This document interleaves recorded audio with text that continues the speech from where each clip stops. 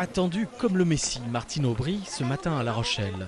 La patronne du PS qui espère accoucher d'une victoire dans 9 mois contre Nicolas Sarkozy. Les socialistes ont-ils une chance de gagner en 2012? La gauche a toutes les chances, si elle est unie et si elle porte l'espoir des Français, de gagner.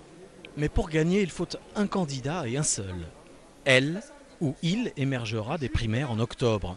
Pour l'heure, les 5 prétendants y vont de leur dédicace et soignent leur popularité. Ici, on parle d'unité, mais chacun cherche pour son compte à séduire les électeurs. Dans l'opinion, François Hollande, l'ancien patron du PS, a le vent en poupe devant Martine Aubry. Candidat du PS, il y croit, même s'il se garde de tout triomphalisme au vu des bons sondages. Ça ne me convainc pas que, pour autant, j'ai gagné la primaire. Il y a encore 45 jours de débat, d'échanges. Il faut avoir le respect et des concurrents et des électeurs. Côté militant, les avis sont partagés. Et au petit jeu des pronostics, les journalistes ne se hasardent guère. Si je prends pas de risque, je dirais Hollande, mais en même temps, moi je sais pas, je pense qu'Aubry est quand même capable de revenir et de s'imposer, parce qu'elle tient le parti en fait aussi. C'est Martine Aubry, notre chef de file depuis déjà plusieurs temps, donc c'est légitime et normal qu'elle s'affirme. Quel que soit le candidat, on gagnera à 2012, mais pour moi, je préfère que ce soit François Hollande.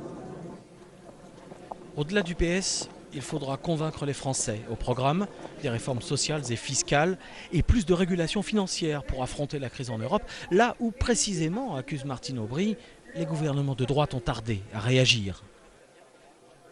J'ai des réponses que j'ai mises sur la table dans l'urgence, parce qu'il faut des pompiers, mais je pense qu'il faut aussi les architectes d'un autre modèle, celui que nous avons préparé avec les partis socialistes et sociaux-démocrates européens.